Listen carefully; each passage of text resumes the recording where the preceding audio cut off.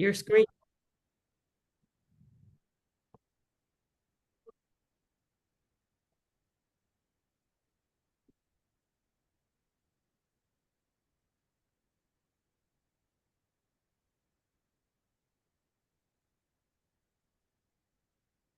Mhm.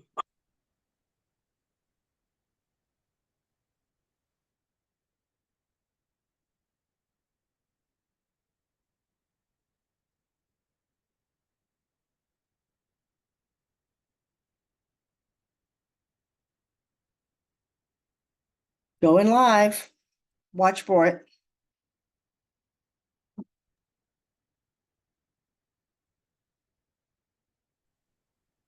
Welcome, everyone.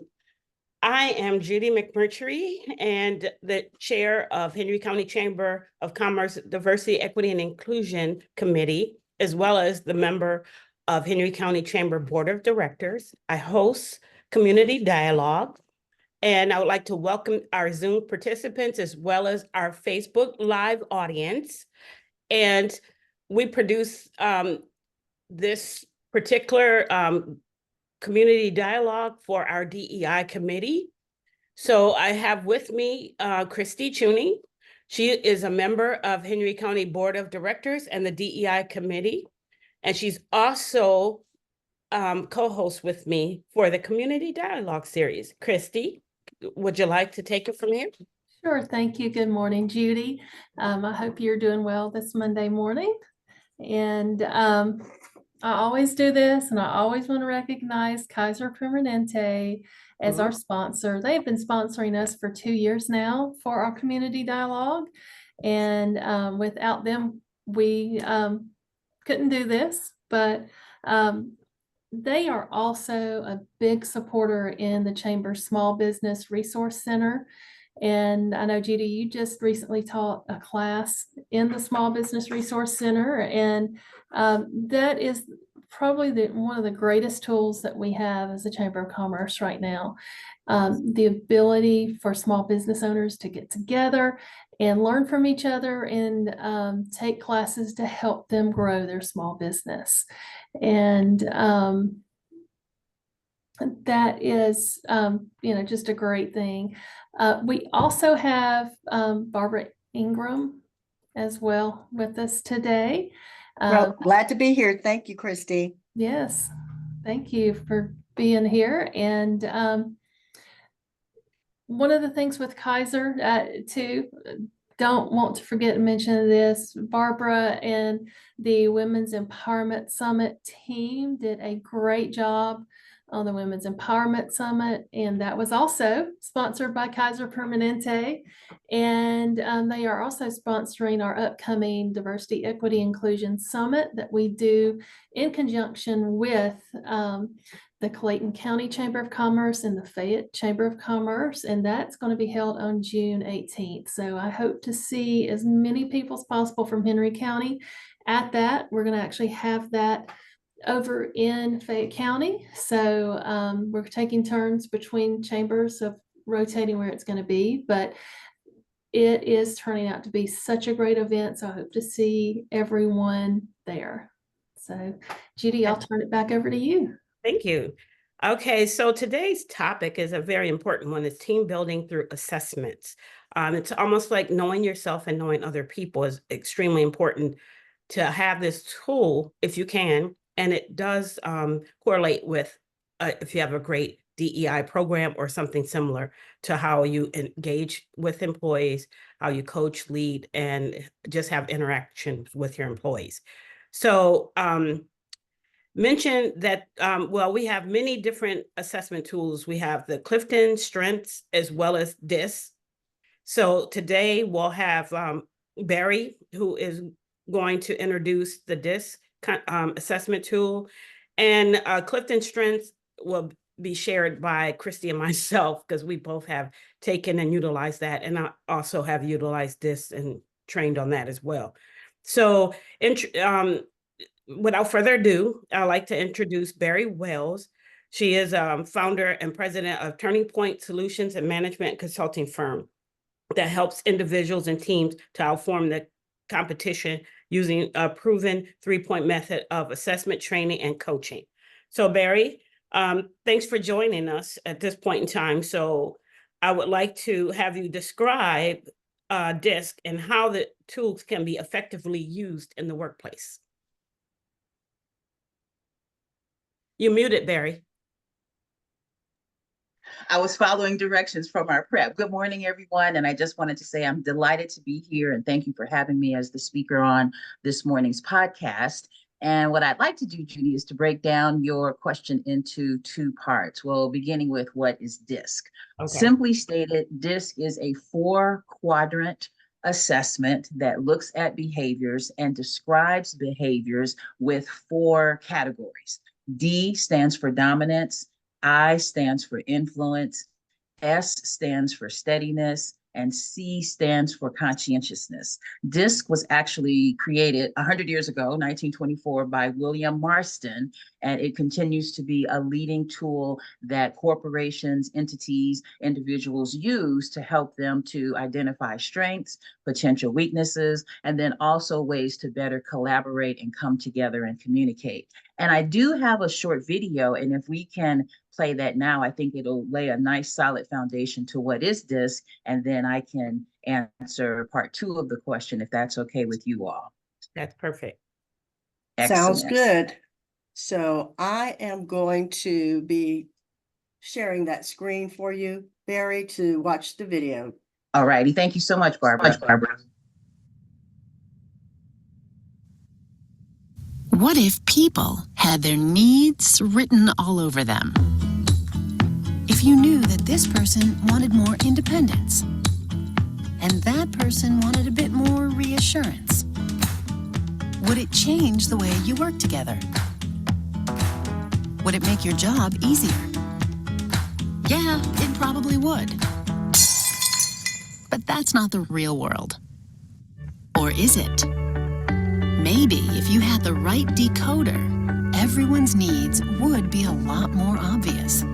It would be clear how to work more effectively together, to be more productive, more satisfied. All you would need is a tool to help you understand where people are coming from. This is DISC, your decoder. It gives you a way to quickly understand the needs and priorities of the people around you. It describes 4 basic styles: D, I, S, and C. Here's how it works. First, everyone has a dot. That dot tells you your DISC style. For instance, if you have a D, or dominant style, you probably drive toward results, insist on immediate action, and challenge the status quo. Most likely, other people with D style share your priorities, even though you might butt heads from time to time. Different styles may find this same D approach to be blunt, intimidating, or insensitive. If you have an I, or influence style, you probably approach work with enthusiasm, enjoy collaboration, and take quick action. Others with the I style probably find your energy exciting, even if the 2 of you are a little too optimistic at times. Different styles may find this sort of liveliness and fast pace to be sloppy or reckless. Or you may have an S, or steadiness style, which means you like to support people, maintain stability, and enjoy collaboration. People with the S style will probably appreciate your patient and easygoing nature, even if that means there's little sense of urgency. Different styles might see you as overly accommodating or indecisive. And finally, if you have a C, or conscientiousness style, you probably focus on accuracy. Use your logic to challenge ideas and seek stability to ensure consistent outcomes.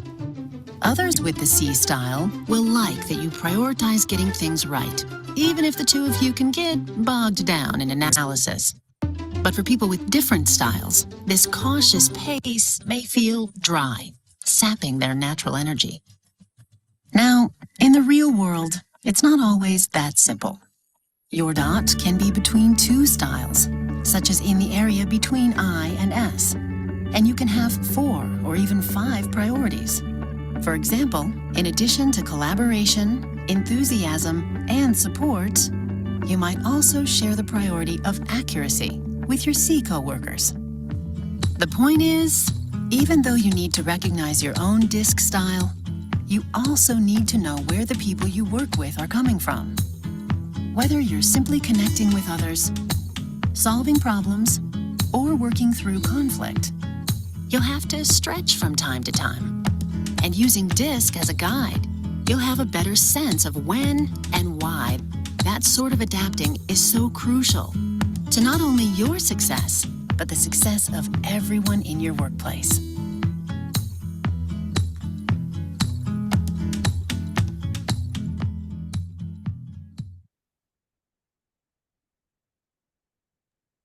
Thank you, Barbara.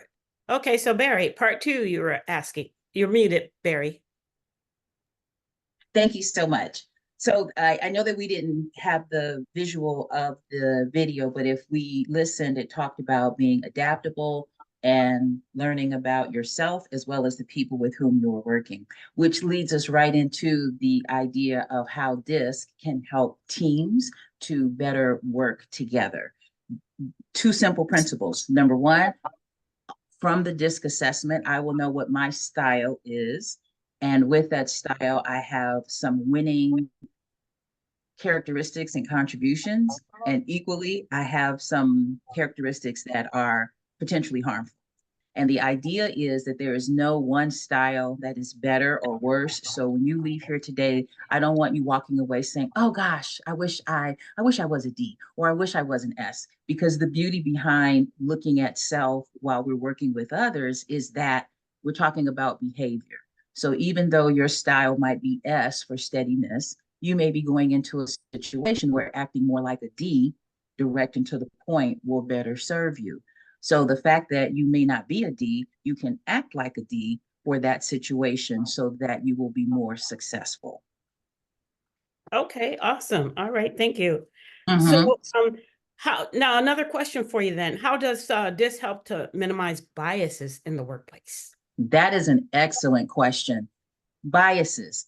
Typically speaking, we want to connect and communicate with people who are like us. And like us can take on multiple considerations in terms of age, ethnicity, part of the country. It was wonderful as Christy was doing her introductory comments. I love her voice. I love her accent. Not being a native Georgian, it is delightful to me. So if I were a native Georgian and I heard that, then she is like me and I would like to gravitate toward her. What DISC does, I think, is it is the tool to help us minimize bias that is going to be more helpful than any other DEI consideration. And what do I mean by that? We on any given day are going to encounter people who are D's, I's, S's, and C's. On any given day, I may not encounter people who are different from me in terms of ethnicity, in terms of gender, in terms of religious orientation. So when I have the DISC perspective, in my mind, that is the number 1 tool, the number 1 thing to recognize and to be mindful for or mindful of. And then all of the other DEI considerations may or may not impact me just based upon my lifestyle, where I live, where I work, and who my friends are. So the bias piece comes in. Let's suppose Barbara is my manager and Barbara is a C, conscientiousness. Well, C people like details, they like data, they like precision, they like accuracy. And let's suppose I am an I, and I am an I, and I am the exact opposite. Precision, accuracy, details are not my thing. So from a bias perspective, if Barbara and I are working together and she might view my spontaneous, free-flowing approach in a negative way. And the negative way might sound something like, gee, that Berri, she's a little unreliable. Wow, she's a nice person, but loose cannon. And I might look at her precision and a need for detail as maybe from the perspective, well, we're both African American, we're about the same age, so it couldn't be that. Well, maybe I could say it was because I'm new to Georgia. I'm new to the chamber, and she's just picking on me. And what happens back at the workplace, typically we find reasons to define, ascribe, and understand the conflict. And the greater the differences between the two people, the greater or the easier it is for me to explain the situation per a bias. So if I were younger than Barbara, I might say, this is an age thing. If Barbara made more money than me, oh, this is a socioeconomic thing. If Barbara has a degree and I don't, oh, this is an education thing. So in our mind, we will come up with a reason why the two of us are butting heads. And again, we're trained to think, gender, age, ethnicity, economics. And I'm not saying that racism and sexism don't exist, but I am saying before I come to that conclusion, are there potential other explanations? And the beauty of DISC is that we have a fighting chance, because I can work through my I-ness as she works through her C-ness, but I can't work through being Black. I can't work through being a female. I can't work through whatever that is, because that is what it is. And when I then describe or ascribe the conflict between Barbara and I based upon an immutable, it becomes much more difficult for Barbara and I to work that out. Okay, awesome. So it's kind of leading into my next question. That was an excellent explanation, because I just wanted to ask you how this is used in DEI training programs.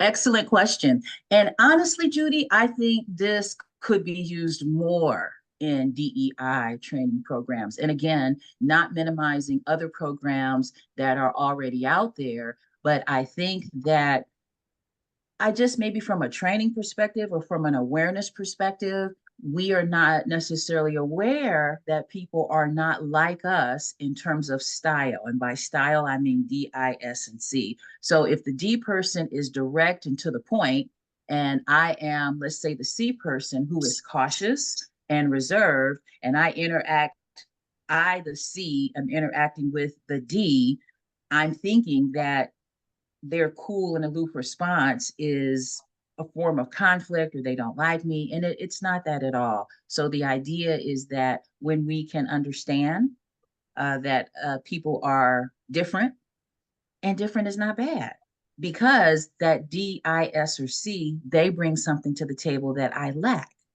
And that's where that valuing and appreciation come to the table and really give our team, our family, our board, our church, our PTA, whoever that is, high octane fuel, because each person's going to come to the table with something that the other person lacks.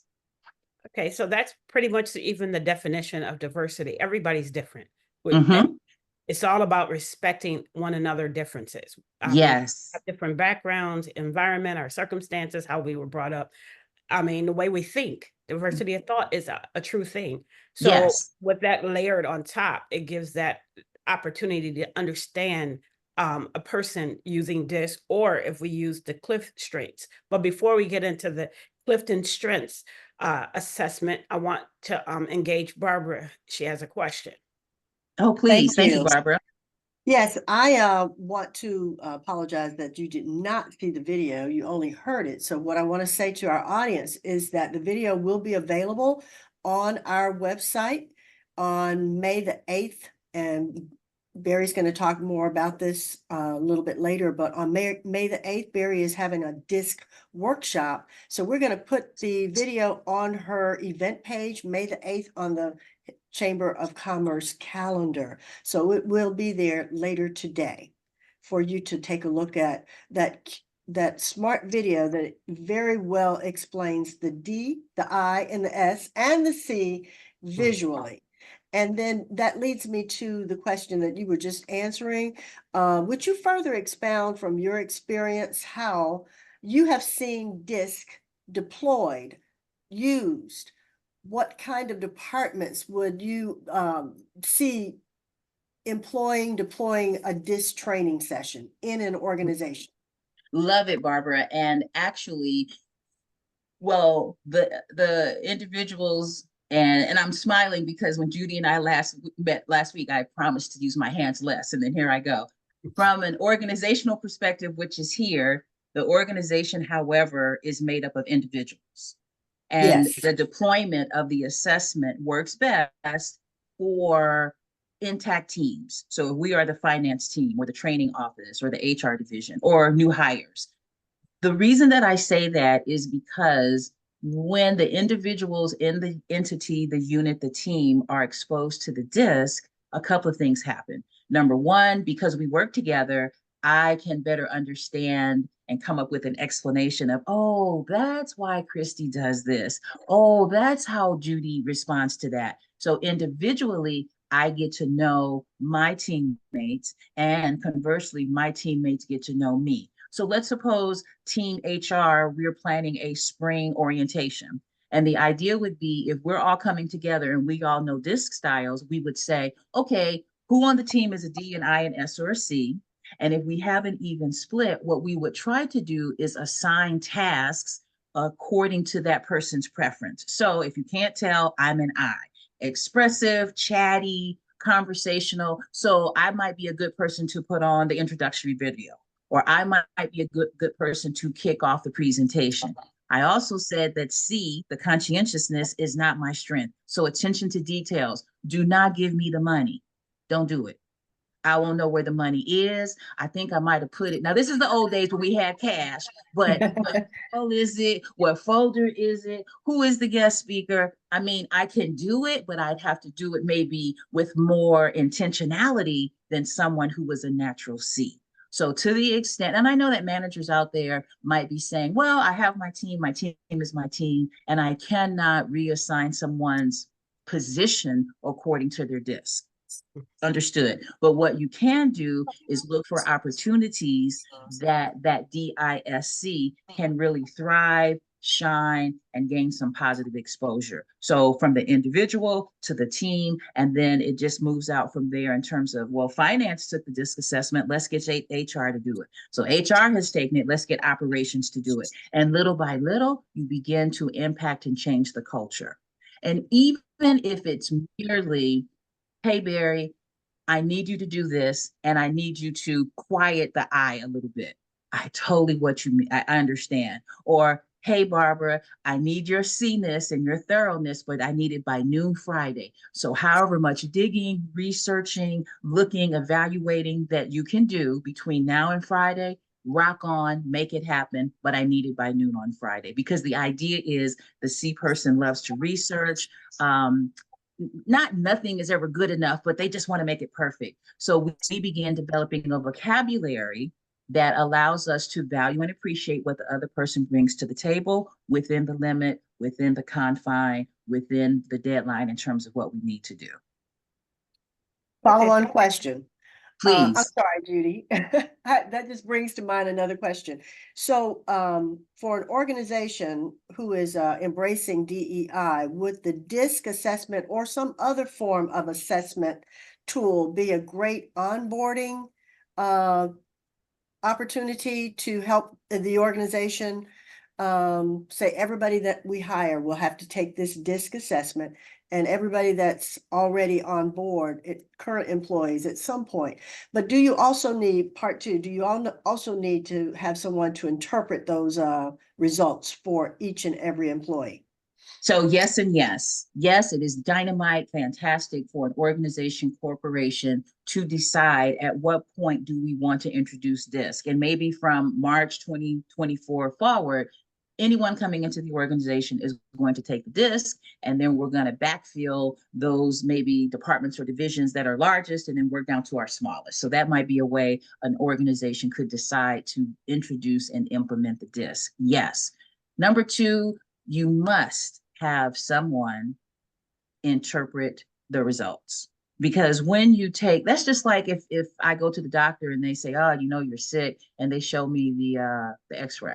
I'm not a trained eye. I don't know what that is. Or we took a culture in your throat. I don't know what that is. So the idea is, yes, you want to have someone who is trained, experienced. And I was actually introduced to DISC in the mid-90s. So I've been using it close to 30 years, and I use it because it works. I see myself, even after this amount of time, I can still see myself when I have a hang up, or if something doesn't go the way that I expect. I always like to ask myself, is there a DISC consideration in this equation? from a disc moving aside the personality. Oh, she said, he said, okay. Because I can't control he said, she said. But what I can control is what? My response, my interpretation, my reaction. So I like to encourage the audience that when they have a situation that doesn't meet either their expectations or it doesn't meet the expectation of the person with whom they are interacting, ask yourself, is there disc anywhere in here? And if there's one nugget or one application that I can glean from the disc, then I have a fighting chance to do something differently the next time. Thank you. That Yes. makes all the sense to me. And I would love, I've had a disc assessment before. I was telling Judy that in my previous company that I worked for, a team that I was a part of, we did that as an exercise together. It was introduced to us by the leader of the team, but we all took the assessment and we sat around for an hour or two and reviewed each other's results. It was very Excellent. rewarding. Excellent. Well, I like to hear that. And in addition to that initial, you've taken the assessment, we're around the table. I encourage teams and managers over the course of time to have a little disc refresher. You know, maybe if your team meets, I'm going to say every Tuesday at 2:00.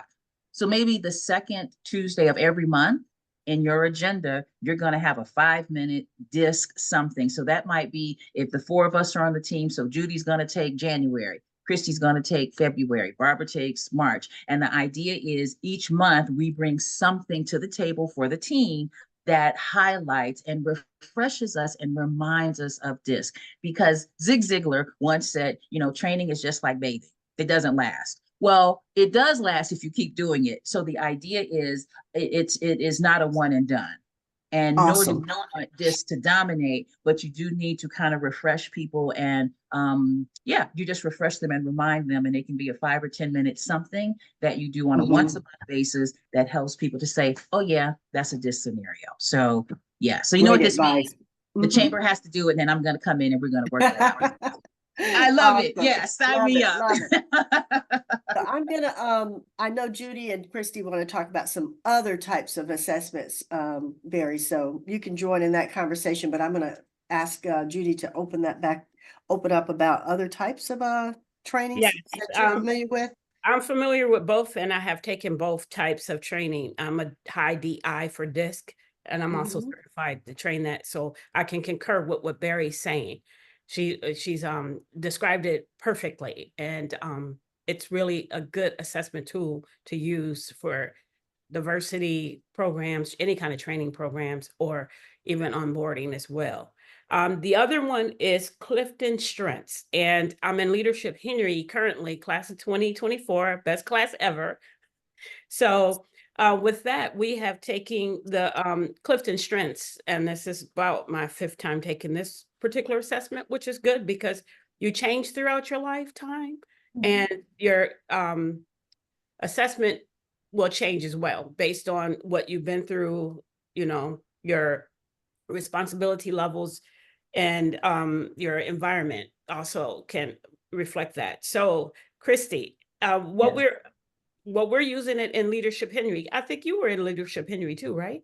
I was. We did not use Clifton Strengths. Okay. I was in Leadership Henry. I'm trying to remember what we used. I have done Myers-Briggs. I have done DISC, Clifton Strengths, the latest one. Back in the 90s when I was getting a job, I actually sat in a psychiatrist office for 8 hours taking different types of personality tests it was a payroll company that I was going to work for. And so there was all kinds of different tests that went along with that as well too. Yes. But so kind of have run the gamut of all of those, but the reason Clifton Strengths, that Leadership Henry is using Clifton Strengths, is the electric membership corporations in Georgia, Central Georgia EMC, as well as Snapping Shoals EMC, is also part of the Henry Chamber. We have a trade association called Georgia EMC, and in that we provide the community development. And we have 4 great facilitators in our Georgia EMC Community Development Department, Mhm. and they will go out and do professional facilitation for chambers of commerce, counties, cities, leadership development, strategic planning services. But the Gallup Certified Clifton Strengths is something that they do. So that was done for Leadership Henry. And I'm actually currently going through a co-ops lead class that we did Clifton Strengths for that. Okay. But we also send youth to Washington, D.C. every Mm. year through the cooperatives. And all of our students that are going to Washington, D.C. do Clifton Strengths as well. And so they do that. There's a session about that. And so it's interesting to learn with Clifton Strengths what your top 5 is, you know, what your 34 completely are, but they do fall along the same line as the DISC and the Myers-Briggs. And What are yours? Do you know offhand your 5? yes, so my first one is adaptability, Okay. and then it's responsibility, Mhm. belief, Mhm. connectedness, and then I'm a relator. Okay. So majority of those are more personality type, you know. Adaptability, yes, yeah, I can see it. Responsibility, I have feelings of responsibility for everything that I have. My Yes. belief system, it's black and white. There's not any gray area in there. You know, they absolutely do match. Connectedness, and this is something we went through when we had this class of kind of writing down something. Connectedness is everything has a purpose, and I wrote down in that class, I wrote DEI there. Mhm. Yes. Everything, everyone has a purpose. That's my connectedness. And then being a relator, working to relate and to get people together and do things. So yeah, those are my top 5. What about you, Judy? Mine is responsibility, self-assurance, arranger, futuristic, and belief. So yes, and it definitely correlates with the DI because I'm gonna make it happen kind of person, you Right. know. And I also see potential in people, so I can get on people's nerves because I see more in them than they see in themselves. So I'm pushing, but sometimes I can push too much, and I have to back off. But when you see high potential in people, that's where minds come into that DI kick in because I really want the best. So I use going back to using this in the workplace when I was a manager at Delta. I used the DIS assessment on all my employees. And it was important because it was 5 generations in the workplace at the same time. So not only you had so many people from different cultures, it was good to understand their personalities. So that's what I base being able to help them reach their potential, being able to turn an operation around that was not performing. I had to relate to each individual person and recognize how to communicate with each one differently. It was hard at first, but the DIS assessment really helped me a lot to identify why a person thinks the way they do or how they behave, and it's all about behavior as well based on their beliefs. So this and as Clifton Strengths, because again, I had to take that as a leader at Delta Airlines. We had to do that when we became leaders. We had to go through the Clifton Strengths. So I was able to identify early how important that is. And that's the only way I could have been successful, going through those assessment tools to understand people and their behaviors. Judy, and I just wanted to piggyback on what you said, and I think we talked about this briefly last week. So I love what you said, recognizing each team member and responding to them individually. Well, what does that mean? So, for example, if I'm the team lead, and let's suppose Judy's on my team, and I know that she's an S on DISC, steadiness. So the S people in the world, they like the behind the scenes people. They like to be behind the scenes. And actually, as Christy was speaking, I'm like, I wonder if Christy S. So I probably should have used her, but we'll go with Judy. So the idea is recognizing each team person. So let's suppose Judy, my pretend S, has done a fantastic job. And me being the I like to what? Celebrate. If I'm the team lead and we're meeting in person, I'm going to have candy and snacks and stuff on the table. If though I want to be successful in my interactions with Judy, what I need to do is to approach her beforehand and say, Judy, I would really like to recognize you for your fantastic job on the Women's History Month program that you put on. I would like to present something to you during the staff meeting, but I want to make sure that that's okay. And I know that you're an S. And so if you prefer something maybe a little less public or a little bit more behind the scenes, let me know. A small conversation like that is the example of what we mean by recognize each team member and to be mindful, because the I in me says, who wouldn't want everybody to know? Who wouldn't want the newsletter for the company to be there so we can pose and say, who wouldn't want that? But the golden rule is no longer do unto others as you would have them do unto you, but do unto others as they would have you do unto them. Yeah, platinum And rule. That's an Yeah, and interesting then- concept that I Mhm. think some companies are exercising that concept without maybe using DISC at all. I know my son recently told me that he was going to be recognized in the company organ where they promote employees who have recently been recognized for something. And the HR department sent him a photo where he took his photo for his ID badge and asked them, is it okay to use this photo for the recognition of your recent promotion? And he was Mhm. like, if you all don't stop calling me about this, do whatever you want. In other words, he didn't care. But if they had Mhm. asked me, I would have, or someone else, I would have gone, oh no, let's not use the HR photo. Let me get my glamour shot over here to you. But Exactly. Exactly. they Mhm. did ask. Mhm. That was the point. Mm-hmm. And Yeah. I want to make one other observation from you and Judy and from Christy, that Mhm. you guys said that were introduced first in the 90s. I think I was introduced first in like 2010 to the Mhm. DISC assessment tool, but knowing So that it's you're the been baby of around, the group. I'm the baby of the You're group. the But baby of the group. well, I had been with that company for 16 years, so Mhm. at least we started using it at some point. But I want to make that the fact that you guys have been using it or introduced to it so long ago, organizations have been using these techniques and these assessment tools in some way or form for a long time.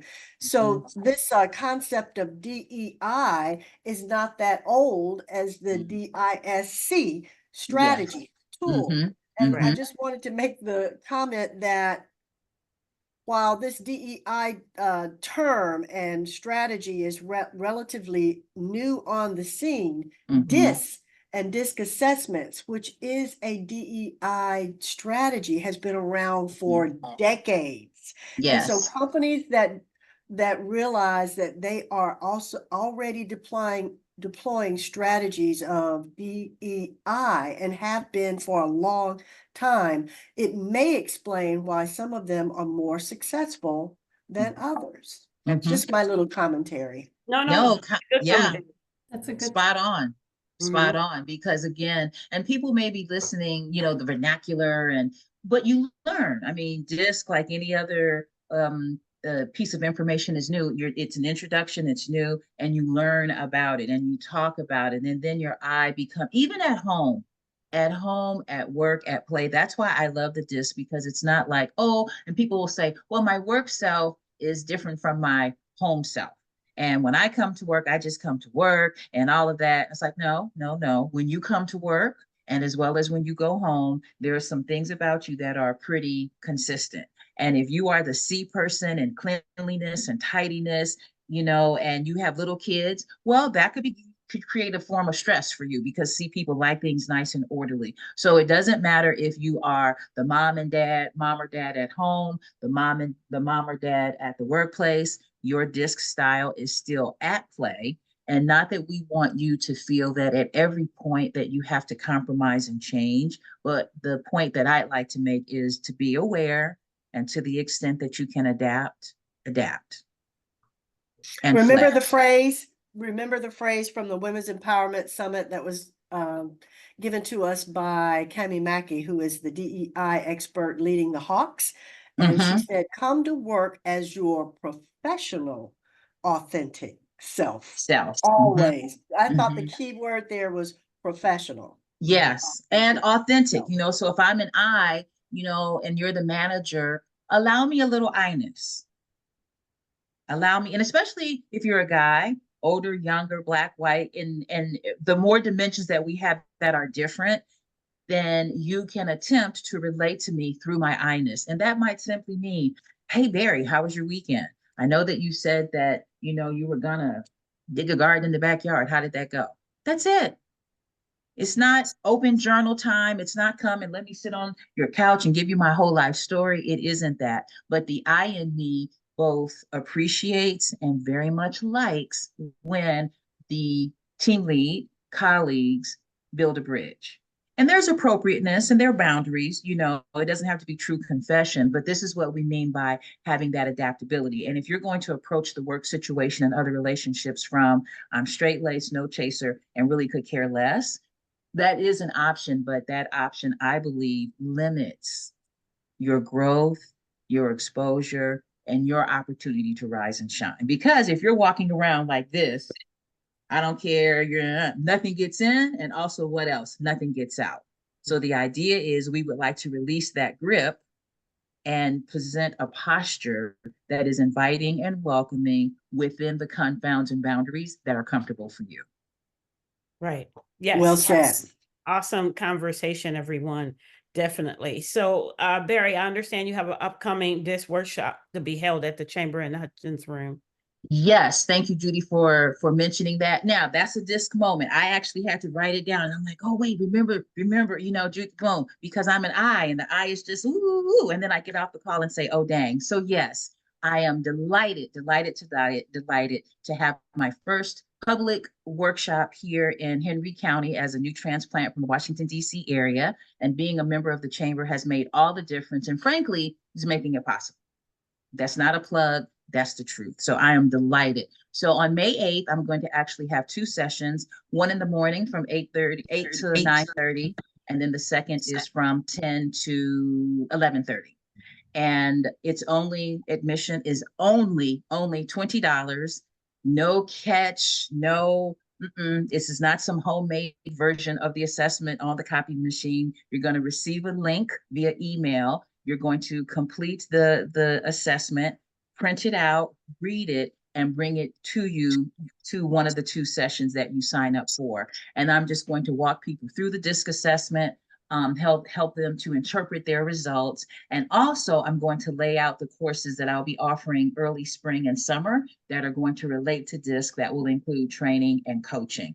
So that was a long-winded way of saying yes. May 8th, registration will open tomorrow on the Chamber's website. Tomorrow, which is Tuesday, March 26th. So beginning Tuesday, you are welcome to sign up. And I will say that seating is limited to 60 participants per session. So if you know anything about assessments, if you know anything about training, no way could you find an actual assessment, a workshop being presented for only $20, and it includes you taking the actual assessment. So if you're interested, I see there are 11 participants online.